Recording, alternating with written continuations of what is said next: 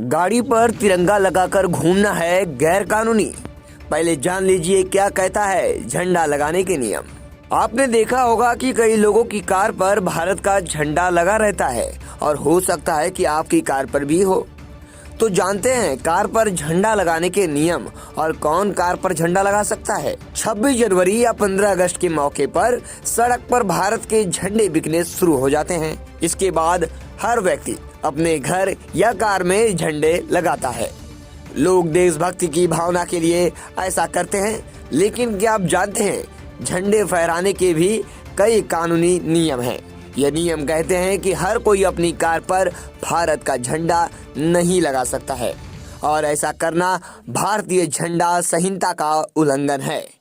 आप भी सोच रहे होंगे कि आखिर ऐसा कैसे हो सकता है, मगर ऐसा ही है। ऐसे में जानते हैं कि भारतीय झंडा संहिता के अनुसार कार पर झंडा लगाने के क्या नियम हैं और किन किन लोगों को ही कार पर झंडा लगाने का अधिकार दिया गया है। इसलिए आज हम आपको बताते हैं कि नियमों के अनुसार कौन लगा सकता है कार पर झंडा।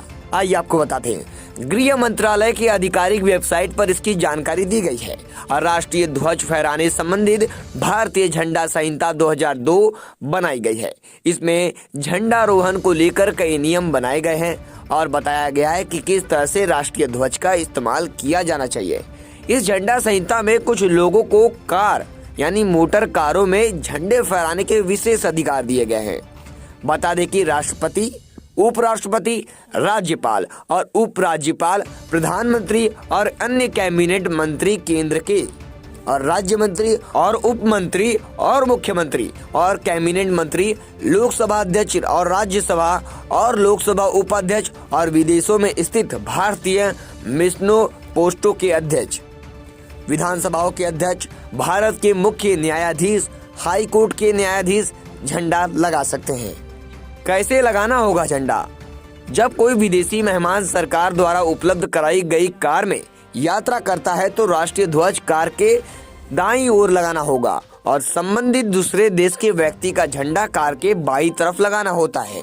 आप पर कार्रवाई की होगी, इस पर भी जान लीजिए। हमने जिन लोगों को बताया उनके सिवा अगर कोई और व्यक्ति झंडा अपनी कार पर लगाता है तो उन पर कार्रवाई की जा सकती है। इसके अलावा अगर कोई व्यक्ति भारत के संविधान या उसके भाग को जलाता है, कुचलता है या इसे गंदा करता है तो राष्ट्रीय गौरव अपमान निवारण अधिनियम 1971 के तहत 3 साल तक की जेल या जुर्माना हो सकता है। इसके अलावा झंडा संहिता में कई तरह के अन्य नियम भी तय किए गए हैं जिसके अनुसार झंडे का इस्तेमाल किया जा सकता है। इस विषय में सुप्रीम कोर्ट ने क्या दिया था आदेश, आइए जानते हैं। साल 2004 से पहले सिर्फ सरकारी विभागों और दफ्तरों और शिक्षा संस्थानों में ही झंडा लगाने की इजाजत थी। साल 2004 में भारत सरकार बनाम नवील जिंदल मामले की सुनवाई करते हुए सुप्रीम कोर्ट ने कहा कि अगर हिंदुस्तानी को तिरंगा फहराने का अधिकार है, हालांकि कार पर तिरंगा लगाने का अधिकार अभी भी बहुत कम लोगों को मिला है, जिन लोगों का नाम हमने बताया अभी आपको, और आम आदमी झंडे का इस्तेमाल कार के आगे लगाने के लिए नहीं कर सकता है। अगर करता है तो कानूनी कार्रवाई की जाएगी। ऐसे ही इंफॉर्मेशनल खबरों के लिए लगातार हमारे साथ बने रहें मेट्रो सिटी समाचार में।